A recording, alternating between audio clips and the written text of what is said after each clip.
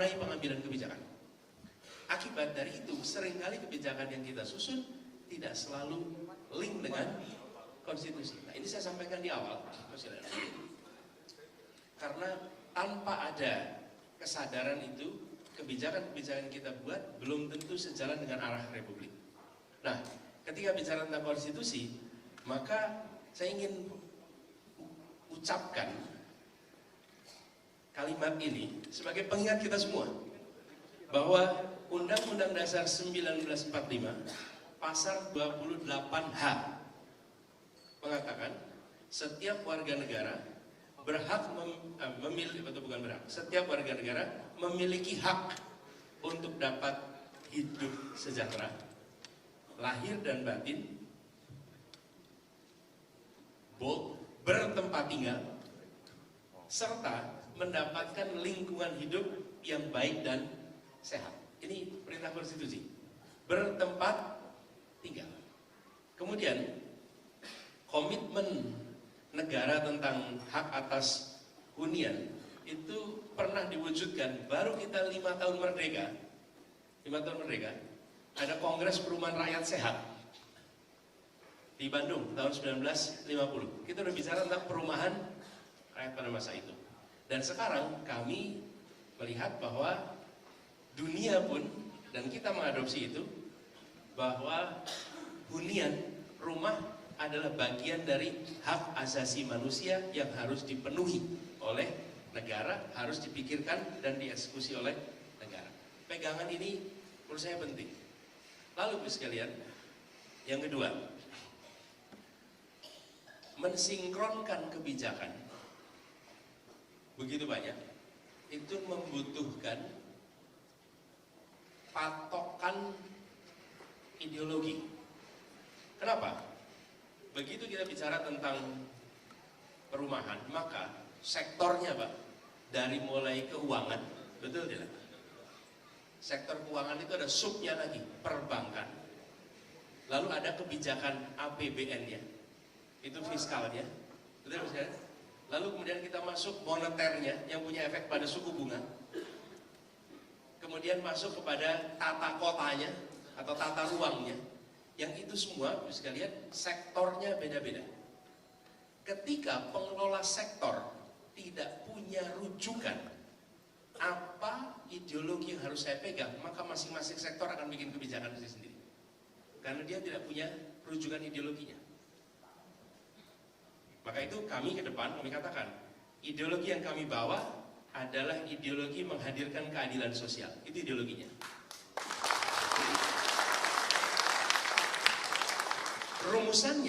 Rumusannya sederhana. Pegang buat semua. Membesarkan yang kecil tanpa mengecilkan yang besar. Pegang.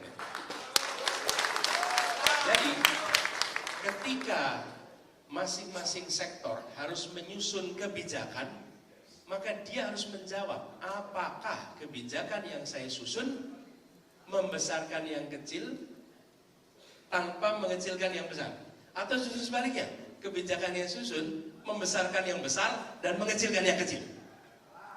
Kalau tidak ada pegangan ideologi, Bapak sekalian, tidak mungkin pengendali pemerintahan bisa memastikan semua berjalan dengan benar. Karena itulah kenapa ideologi itu penting. Dan ideologi ini bukan teori. Ideologi ini adalah nilai di balik kebijakan. Dia yang menentukan siapa dapat apa, berapa besar, kapan, di mana. Jadi kalau orang mengatakan, oh ideologi nggak penting, penting. Nah, Pancasila kita, ideologi kita. Tapi harus itu diwujudkan dalam bentuk mantra tadi. Nah, itulah yang kemudian kami pegang kebijakan itu. Nah, kenapa saya sampaikan ini semua di awal, sekalian? Karena nanti ketika sampai pada penyusunan kebijakan, pendekatannya bisa kolaboratif, tapi punya pegangan value yang sama. Kita ingin satu, semua mendapatkan akses hunian, ada kesetaraan kesempatan, bagi yang berekonomi kuat, tengah maupun yang MBR. Kemudian yang kedua, lintas wilayah di perkotaan maupun di pedesaan. Kesetaraan ini nantinya kebijakannya akan bisa beda-beda. Dan tidak mungkin bisa dipikirkan satu kepala. Yang memikirkan akan banyak sekali kepala. Tetapi ideologi dan arahnya harus sama. Ini Bapak Ibu sekalian, kami sampaikan karena itu juga yang kami lakukan ketika kemarin mengelola Jakarta. Semua dinas, semua badan mendapatkan instruksi, ini nilai yang kita pegang, nilainya nilai keadilan itu. Jadi ketika Dinas Bina Marga, Dinas Pertamanan itu dapat statement itu, Bina Marga dan Pertamanan itu suka agak bingung, Pak. Ini kami biasanya ngurusin jalan, kami ngurusin taman, apa urusannya dengan keadilan, apa urusannya dengan kesetaraan. Tapi begitu itu menjadi pegangan, semua harus berpikir ulang. Pertanyaan sederhana, sudahkah kita menyiapkan jalan untuk semua jenis mobilitas? Ternyata belum. Kami siapin jalan untuk roda, jalan untuk kaki nggak disiapin. Karena itulah kenapa dibangun masif trotoar di Jakarta, karena kita ingin pejalan kaki difasilitasi setara oleh negara. Taman sama. Begitu jalan taman, konsepnya diubah dari taman sebagai garden untuk ditonton, menjadi taman sebagai park untuk bermain. Kenapa? Dan mereka yang tinggal di kampung padat kumuh, dilihat peta Jakarta, tamannya sepi. Taman itu justru ada daerah-daerah yang tengah atas, yang daerah-daerah itu nggak ada. Efeknya apa? Dibangunlah taman-taman baru di tempat-tempat yang pada waktu itu tidak punya taman. Dan justru masyarakat kampung padat miskin itu yang memerlukan ruang bersama untuk mereka bermain. Dan konsepnya adalah park, bukan garden. Kalau konsepnya garden itu sekalian taman, tulisannya besar. Tulisannya begini, dilarang menginjak rumput. Lah kalau dilarang menginjak rumput, terus rumputnya untuk ditonton. Yang bisa nonton rumput itu yang rumahnya besar, Bapak Ibu. Itu menikmati rumput untuk ditonton. Kalau buat anak-anak dari kampung, rumput itu buat bermain. Monas yang segede itu tulisannya dilarang menginjak rumput. Gimana coba sekalian? Apa yang terjadi? Maka ruang interaksi terbatas. Saya mau sampaikan, urusannya teknis, tapi kalau ada ideologi, maka dia akan menerjemahkan menjadi terobosan-terobosan inovasi. Itu latar belakang. Nah sekarang terkait dengan rumah. Kita ketahui kita memiliki backlog kepemilihan perumahan itu dari data yang kami terima ada 12,7 juta rumah. Dan dari 12,7 juta ini di Jabodetabek 2,9 juta. Bandung Raya 650, Medan Raya 570, Surabaya 450, Semarang Raya 220, Jogja dan sekitarnya 180. Ini baru kota-kota yang sangat besar. Dan ini, Bapak-Ibu sekalian, adalah problem yang harus kita tangani sebagai sisa. Di sisi lain, kita memiliki data. Kemarin saya tanya, berapa banyak orang menikah tiap tahun? Dan berapa keluarga baru yang muncul tiap tahun? Karena mereka akan menjadi salah satu faktor peningkatan demand di rumah. Ini pernikahan tiap tahun itu sekitar 1,7 juta orang menikah tiap tahun. Dan dari 1,7 juta itu, menurut catatan kami, ada kebutuhan sekitar 900 ribu yang kemudian menjadi rumah tangga baru. Rumah tangga baru itu artinya menikah dan punya rumah tangga baru. Nah, kita melihat harus menyusun kebijakan yang bisa memenuhi kebutuhan ini. Pada pandangan kami, KPR ini harus dilakukan reformasi sehingga KPR bisa diakses oleh semua. Di KPR untuk semua. Kira-kira yang prinsip yang kita ingin dilakukan begini. Dan kemudahan di situ, perubahan di situ wajib kita kerjakan. Saya ini termasuk sampai dengan sekarang saya sudah termasuk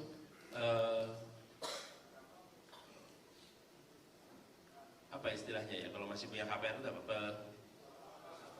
Saya nasabah KPR sampai sekarang. Di rumah saya itu kreditnya belum selesai sampai dengan hari ini. KPR itu. Dan kita merasakan tuh proses KPR. Nah kami ingin, apa yang visinya kira-kira? Visinya kita ingin agar kapan punya rumah, itu berubah menjadi keluarga punya rumah. Kira-kira ya. Jadi kredit perumahan rakyat. Apa Apa prinsip utamanya, Mas Yandri sini? Yang utama, kami ingin agar supply kebutuhan rumah itu ditopang dengan sistem pembiayaan yang membuat suku bunganya menjadi lebih terjangkau. Mekanismenya jauh lebih mudah. Tidak hanya memfasilitasi mereka yang berada di sektor formal, tapi juga sektor informal, non-formal, dan pekerja independen. Karena kelompok ini itu yang kita merasakan paling banyak. Jadi meningkatkan akses KPR pada semua, itu yang kita ingin lakukan. Apa wujud programnya? Kalau kita sebut namanya ya, programnya ada dua. Satu adalah KPR pasti 5% dan tetap, kira-kira gitu arahnya. Dan yang kedua adalah untuk pekerja informal dan independen, itu KPR yang dibantu prosesnya penjaminannya oleh negara, sehingga pelaku-pelaku yang non formal, informal punya akses yang sama pada pembiayaan untuk rumah. Nah, kemudian kami berharap dengan pola itu, visi kita adalah kira-kira begini, 2 juta hunian terintegrasi di pusat-pusat kota di Jakarta atau di Indonesia ini. Saya sempat kemarin ngecek data, ternyata data kita di Indonesia ini dibandingkan dengan Singapura dan Kamboja, Malaysia aja kalah kita. Padahal mereka nggak punya tanah gitu, Singapura. Kita punya tanah dan malah justru kita terbelakang di situ. Nah, dengan pola seperti itu, maka kita ingin memberikan insentif pembangunan rumah untuk semua. Saat ini dari assessment pembicaraan, umumnya insentif itu hanya diakses oleh pengembang-pengembang besar. Pengembang-pengembang tengah dan pengembang kecil umumnya tidak memiliki akses insentif yang cukup. Nah, kita harus dengar nanti apa yang dikatakan APNC. Jadi kami melihat perlu ada reform di sini, bagaimana pelaku tengah kecil, kemudian mekanisme koperasi itu ditumbuhkan kembali untuk bisa terlibat lebih banyak di dalam proses pembangunan dan dalam akses pada pendanaan. Kita juga melihat ada kecenderungan atau fakta selama ini, mayoritas warga itu membangun rumah sendiri. Kalau menurut datanya Pak di sini, yang dengan pengembang itu 4,1%, yang dengan membangun sendiri itu 83%. Itu membangun sendiri. Nah, kita perlu menyiapkan skema yang memungkinkan agar warga biasa pun memungkinkan untuk mereka membangun rumah, walaupun itu harus dikerjakan sendiri. Dan bila harus terlibat pada pengembang kecil, maka kemudahan itu tetap diberikan. Pak Junaidi, mungkin ini sebagai gambaran awal, ideologinya harus ada. Yang kedua, kebijakannya itu dirumuskan, visinya ada 2 juta rumah yang harus dibangun di pusat kota. Kemudian reform di dalam aspek pendanaan, pembiayaan, dan itu pasti melibatkan multiple sektor, tapi punya satu visi yang jelas. Yang ketiga, yang keempat adalah bagaimana pelaku-pelaku yang bervariasi dari besar, tengah, kecil, dan individu termasuk koperasi itu masing-masing diberikan kesetaraan, kesempatan sehingga semua bisa tumbuh, dan kemudian harapannya kita secara bertahap bisa menyelesaikan backlog kebutuhan rumah dan mengantisipasi pertumbuhan demand yang akan muncul di masa yang akan datang. Itu sebagai pembuka, kita bisa diskusi lebih. Terima kasih. Terima kasih, Pak Anies. Anies, sebelum saya lempar ini gaya pengusaha Pak Anies, nggak mau berarti jumlah penduduk yang non income itu kan besar, sangat besar. Butuh lembaga atau kementerian yang fokus ngurusin perumahan Pak Anies. Mungkin ini benar saya. Langsung Pak Anies jawab atau kita sekalian ya. Jadi gini bahwa apa sesungguhnya yang menjadi faktor-faktor utama ya, mengapa lintas waktu ini tidak selesai? Monggo Pak. Ini yang menarik. Nomor 1 saya lihat politik nggak ada. Terakhir dulu Pak Joni. Pak Joni, terima kasih sudah ke Kampung Akuarium. bagi saya usul nih, kalau bapak-bapak, ibu anggota Persi ada waktu ekstra, lokasinya toh di Jakarta Pusat, hanya berapa menit ke sana. Kalau boleh, lakukan kunjungan ke kampung akuarium itu untuk melihat bagaimana sebuah koperasi diberikan amanat dan bagaimana kampung susun dibangun, bukan sekedar rumah susun yang mudah-mudahan bisa menjadi salah satu referensi. Dan by the way, 2 minggu lalu proyek kampung akuarium ini mendapatkan apa nama awardnya nih?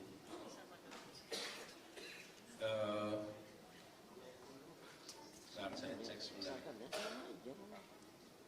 Boleh dibantu di namanya itu kampung akuarium ini memenangkan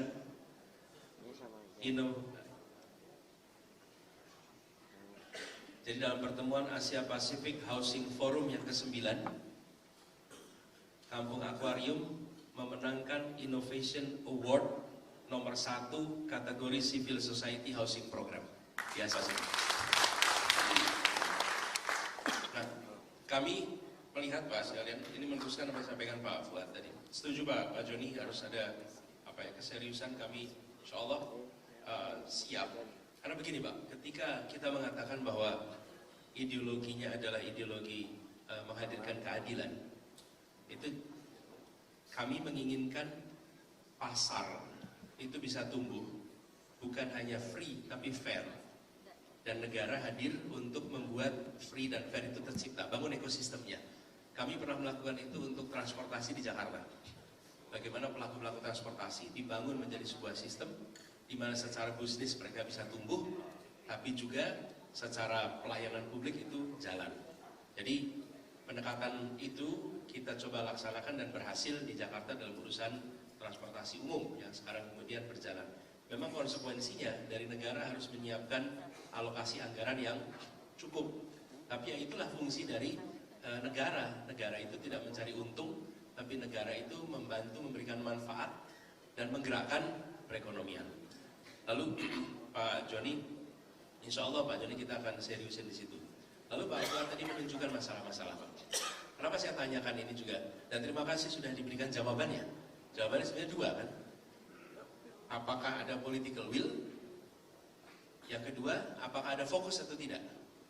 Ini Pak yang kami pandang Pak, selama kita tidak memiliki satu policy guideline Pak, koordinasi itu sulit sekali Pak. Sulit sekali. Dan masing-masing badan instansi itu bisa jalan dengan kemauannya sendiri-sendiri. Nah, sebagai pemegang kewenangan itu selalu akan berhadapan dengan pihak lain yang setara, mungkin pihak lain yang punya kewenangan lebih besar, termasuk pelaku pasar yang punya kuasa yang besar, yang bisa mempengaruhi macam-macam. Tapi kami melihat kalau ada sebuah guideline dari top leadership yang jelas, tegas, pelaku pasar itu nurut kok sama pemerintah. Tidak ada pelaku pasar itu yang melawan pemerintah. Pelaku pasar itu nurut, asal ada guideline yang jelas. Nah, kami melihat, insya Allah ini jadi komitmen kita Pak, bahwa soal perumahan seperti disampaikan Pak Joni tadi, bahwa bila kita menyelesaikan masalah perumahan, maka kita menyelesaikan sebagian besar dari masalah kemiskinan yang ada di bangsa kita. Dan bila itu dikerjakan, ini apa yang masalah. Nah, itu diwujudkan nanti dengan menerjemahkan dalam bentuk ukuran keberhasilan, waktu keberhasilan, dan orang-orang yang bertanggung jawab atas keberhasilan, lalu itu announce publik yang kemudian dibantu oleh publik untuk mengawasinya. Dalam penyusunan kebijakan, kami berpandangan memiliki kewenangan bukan berarti memiliki pengetahuan. Menurut saya, justru menyusun kebijakan itu harus melibatkan pelaku di lapangan yang senyatanya terlibat, sehingga semua problematika di lapangan itu bisa dibuatkan deregulasinya atau re-regulasinya sehingga terjadi perubahan di situ. Tapi kalau penyusunan kebijakan itu tidak melibatkan, maka kecil kemungkinan akan terjadi reform yang serius. Jadi kalau kami nanti misalnya kewenangan itu ada, maka salah satu pihak yang harus dilibatkan secara serius dalam penyusunan kebijakan justru teman-teman di Apersi untuk bantu dalam penyusunan kebijakan. Dan memang yang pegang tanda tangan negara, tapi kontennya itu sesungguhnya harus dari para stakeholder. Nah, stakeholder ini ditemukan yang berseberangan juga, Pak. Jangan dikumpulkan stakeholder yang sama semua. Kalau sama semua sudah jadi regulasi, baru berantem, Pak. Tapi kalau sebelumnya dikumpulkan, berantemnya sebelum jadi regulasi. Kadang-kadang kita gitu, pengen cepat regulasinya keluarin, kumpulin yang sama semua. Selesai itu baru protes nanti. Gak bisa, menurut kami justru harus dibuat sehingga ada kesepakatan-kesepakatan yang nanti ketika di lapangan dia menjadi regulasi yang kredibel. Itu kami kerjakan di Jakarta ketika kita menyusun misalnya pergub soal P3RSS. Itu ramai sekali. Penyusunan pergubnya itu setahun lebih, hampir 1,5 tahun mungkin. Salah satu pergub paling panjang. Karena pengembang dilibatkan, warga dilibatkan, ahli dilibatkan, terus ramai berantem di situ. Ramai